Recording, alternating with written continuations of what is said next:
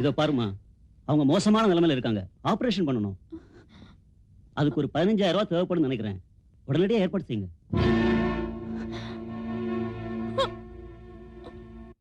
இப்ப என்ன நடந்து போச்சு? காசு வேணும்னு கேட்டிய, அதான் கொண்டு வந்திருக்கல. அப்புறம் என்ன அழுதுகிட்டே?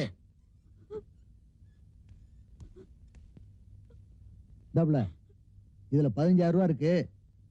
ஆத்தாளுக்கு வேண்டிய வைத்திய செலவெல்லாம் பாருங்க. நான் அப்புறம் வந்து பாக்குறேன்.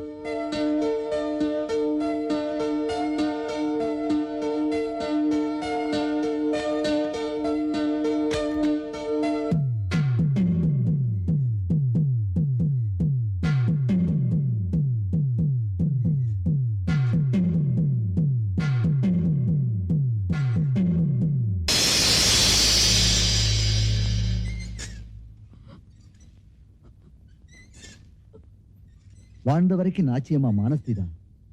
குலம் தாசியா இருந்தாலும் மனசால அவ பட்டினி தான். தெரியும் தெரியும், எங்க ஆத்தா மாதிரி நான் ஏன் இருக்கணும்னு நீ நினைக்கிற, அப்படித்தானே? அட வெளிப்படையாவே சொல்றேன், தாசி வளர்த்த பொண்ணுன்னு உன்னை எவனும் கட்டிக்க மாட்டான். எனக்கு நீ இருந்தீன்னா உனக்கு வேண்டிய வசதியை நான் செஞ்சு கொடுத்துட்டு போறேன். அதை விட்டுட்டு மானம் மரியாதை அது இதுன்னு பார்த்த, நான் கொடுத்த 15,000 வட்டியோட பைசல் பண்ணிட்டு போ. நான் யதார்த்தமா தான் கேட்கிறேன். எவனாவது வலுக்கட்டாயமா கற்ப பறிச்சுட்டானா? என்னாலே அப்படி செய்ய முடியும். ஆனா எனக்கு தட்டி பறிச்சு பழக்கம் இல்ல. தட்டி கொடுத்து வேலை வாங்கி தான் பழக்கம். ஏதோ ஒரு நல்ல முடிவெடுத்து 2 பேரும் ஊர் வந்து சேருங்க. நான் வர்றேன்.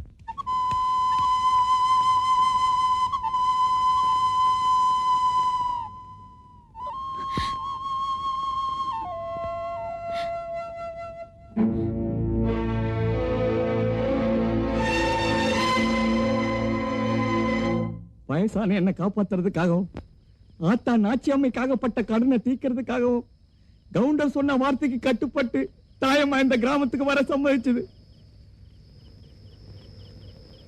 ஆனா கவுண்டர் கிட்ட இருந்து தான் மானத்தை காப்பாத்திக்க நித்தம் ஒரு நாடகம், நித்தம் ஒரு கூத்துன்னு தாயம்மா நடத்திக்கிட்டு இருக்கா. அட, அவளுக்காக ஒரு மனுஷன் துணிஞ்சு நின்னா துக்கம் இல்லை. ஆனா அந்த மனுஷன் யாரு? சத்தியமா சொல்றையா, தாயம்மா கறந்த பாலை விட சுத்தமானவ. வயசான என்ன காப்பாத்துறதுக்காகவும், ஆத்தா நாச்சியம்மைக்காகப்பட்ட கடனை தீக்கிறதுக்காகவும் கவுண்டர் சொன்ன வார்த்தைக்கு கட்டுப்பட்டு தாயம்மா இந்த கிராமத்துக்கு வர சம்மதிச்சது. ஆனா கவுண்டர் கிட்ட இருந்து தான் மானத்தை காப்பாத்திக்க நித்தம் ஒரு நாடகம், நித்தம் ஒரு கூத்துன்னு தாயம்மா நடத்திக்கிட்டு இருக்கா. அட, அவளுக்காக ஒரு மனுஷன் துணிஞ்சு நின்னா துக்கம் இல்லை. ஆனா அந்த மனுஷன் யாரு? சத்தியமா சொல்றையா, தாயம்மா கறந்த பாலை விட சுத்தமானவ.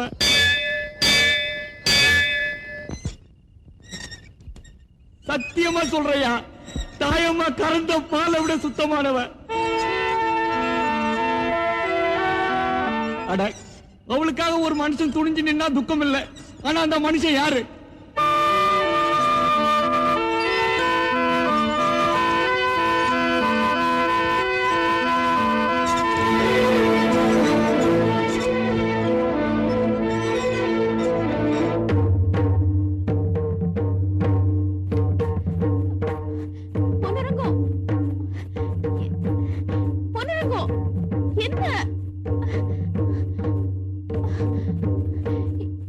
என்ன பொன்னுரங்கம், என்னாச்சு?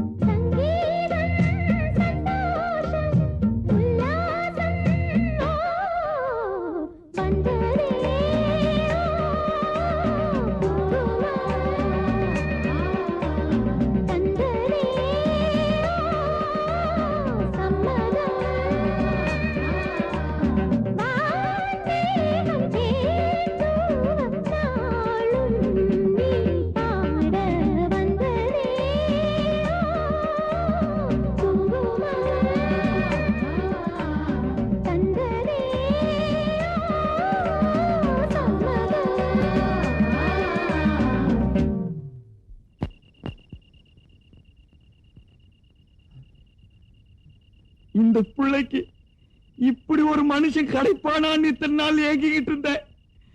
அந்த மனுஷனை பார்த்துட்டயா, அது போதையா, அது போதையா.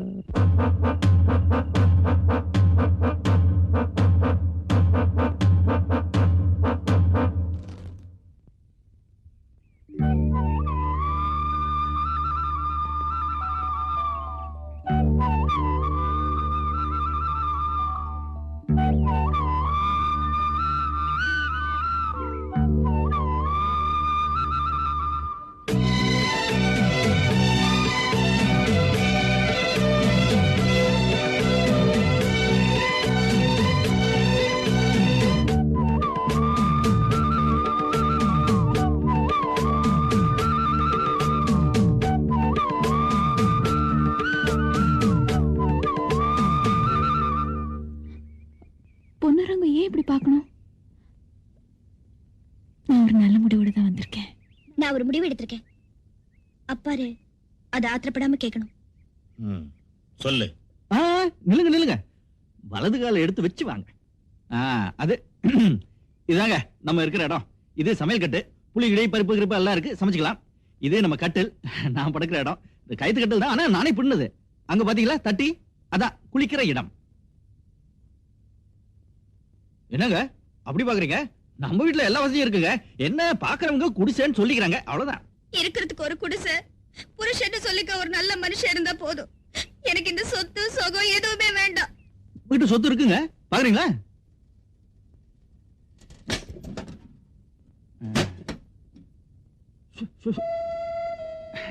கூறப்படுவாங்க, எங்க ஆத்தா கஷ்டப்பட்டு கொஞ்சம் கொஞ்சமா காசு சேர்த்து என்னை கட்டிக்க பொருளுக்காக வாங்கின புடவை.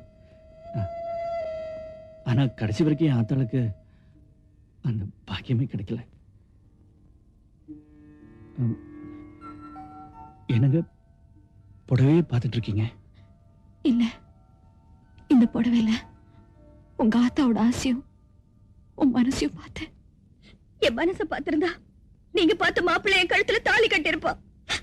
அவன் என் வசதியத்தான் பார்த்தான். ஆனா பொன்னுரங்க அப்படி இல்ல.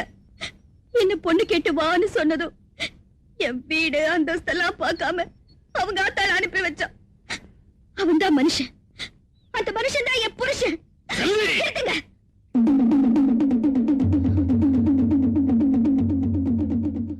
என்ன அடிக்கவோ உதைக்கவோ உங்களுக்கு எந்த உரிமையும் கிடையாது.